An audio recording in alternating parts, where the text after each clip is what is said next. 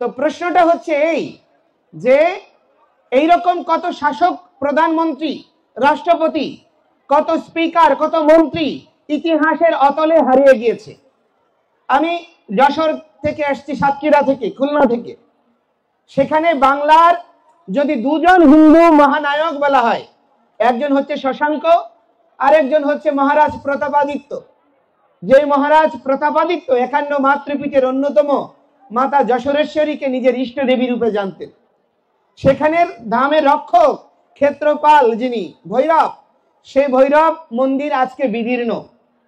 সেই ভৈরবের মন্দির থেকে ভৈরবের যে আপনার পীঠভূমি, সেটি এখন যশোরেশ্বরী মন্দিরে এনে পূজা করতে হচ্ছে। হিন্দুরা কত দেউলিয়া চিন্তা করতে পারেন? হিন্দুরা কত দেউলিয়া! এই উৎসব হওয়ার পর থেকে, শুরু থেকে আজকে পর্যন্ত কত সভাপতি আসছে আর কত সভাপতি গেছে, কতজনের নামগন্ধ আছে বলেন তো? প্রতি বছর উৎসব আসলেই আমরা সামর্থ্য প্রদর্শনের চেষ্টা করি যে কে কত বড় উৎসব করতে পেরেছে, আর তার ক্রেডিট নেওয়ার চেষ্টা করি। কিন্তু বাস্তবতা কি বলে? ইতিহাসে এইরকম কত উৎসব উদযাপনকারী হারিয়ে গেছে। অনেকে বলছে লাল দিঘিতে স্মরণকালের সবচেয়ে বড় সমাবেশ হয়েছে।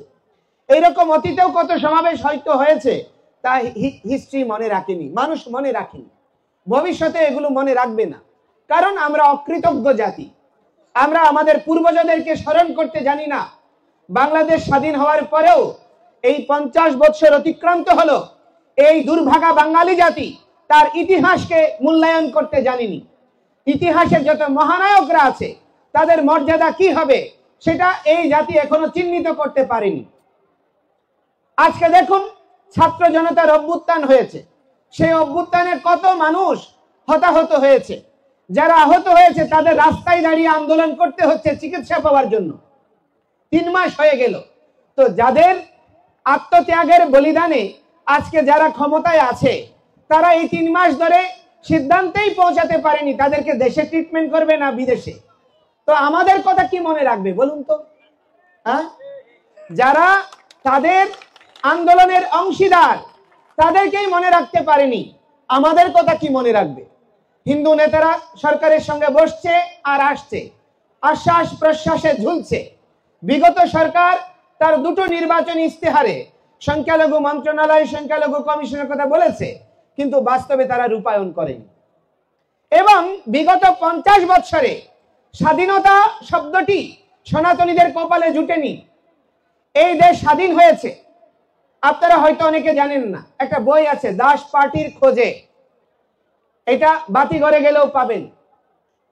সেই দাস পার্টি এর যিনি নায়ক, তিনি আপনার এই বাংলাদেশে প্রথম বীর শ্রেষ্ঠ। এটা আমার কথা নয়, এটা তৎকালীন প্রবাসী সরকার এটা প্রজ্ঞাপন জারি করেছে। সেই সময় আকাশবাণী থেকে শুরু করে যতগুলো এই রেডিও মাধ্যম ছিল, বার্তা মাধ্যম ছিল, প্রথম শহীদ হিসেবে নভেম্বরের শেষের দিকে, আমি তারিখটা সুনির্দিষ্টটা ভুলে গিয়েছি, তার কথা আপনার স্বীকৃতি হয়েছে। কিন্তু দুর্ভাগ্য, দেশ স্বাধীনের পরে তাকে স্বীকৃতি দিতে হবে বলে সামরিক বাহিনীর বাইরে আর কাউকে বীরশ্রেষ্ঠের মর্যাদা দেওয়া হয়নি, শুধু তাকে বাদ দেওয়ার জন্য, কারণ সে হিন্দু ছিল। বাংলাদেশের 30 লক্ষ শহীদের মেজরিটি ছিল হিন্দুরা। বাংলাদেশে 2 লক্ষ নির্যাতিত মা বোনের মেজরিটি ছিল হিন্দুরা। বাংলাদেশ থেকে আপনার শরণার্থী হয়েছে মেজরিটি হিন্দুরা। বাংলাদেশের হিন্দুদের 80%-এরও বেশি সম্পত্তি দখল করে আছে কারা? যারা প্রগতির কথা বলেছে, যারা মূল্যবোধের কথা বলেছে, সেই সমস্ত রাজনীতিকরা। এবং অধিকাংশ দেবোত্তর সম্পত্তি দখল করে আছে কারা? যারা শাসন ক্ষমতায় ছিল তারা। কিন্তু দুর্ভাগ্যের বিষয়, আমাদের এত দুর্ভাগা আমরা হিন্দুরা, আমরা আমাদের বীর জন্ম দিতে জানিনি, আমরা স্থৈন্য জন্ম দিয়েছি। যার ফলশ্রুতিতে আমাদের দেখুন, আওয়ামী লীগ বলেন, বিএনপি বলেন, জাতীয় পার্টি বলেন, অনেক হিন্দু নেতারা আছে যারা কোনোদিন হিন্দুর হয়ে কথা বলেনি, হিন্দুর পরিচয় দিতে লজ্জাবোধ করে, যারা প্রশ্ন তোলে হিন্দু সন্ন্যাসীরা কেন রাস্তায় নামে।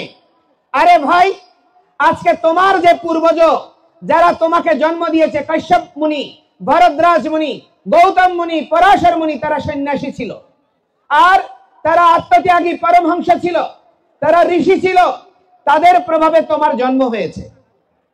আর পিতামহ ব্রহ্মা, যিনি চিরকুমার, তিনি এই সৃষ্টি রহস্যের মূল, তিনি স্রষ্টা, এই সৃষ্টিকে বিকশিত করেছেন।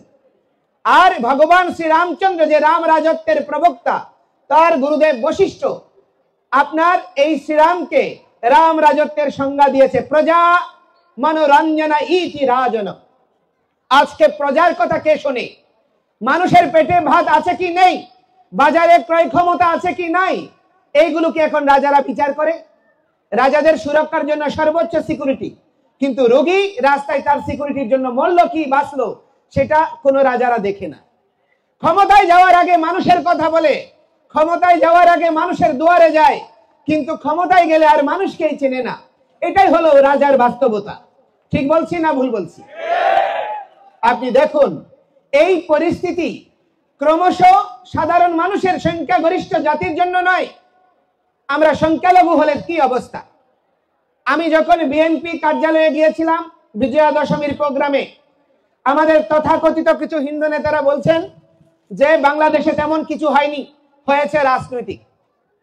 আজকে আওয়ামী লীগ আমলে একটা সব রাজনৈতিক দলের স্লোগান ছিল যে সংবাদপত্রকে সেন্সর করে রেখেছে। কথাটা সত্য, এটা মিথ্যা নয়।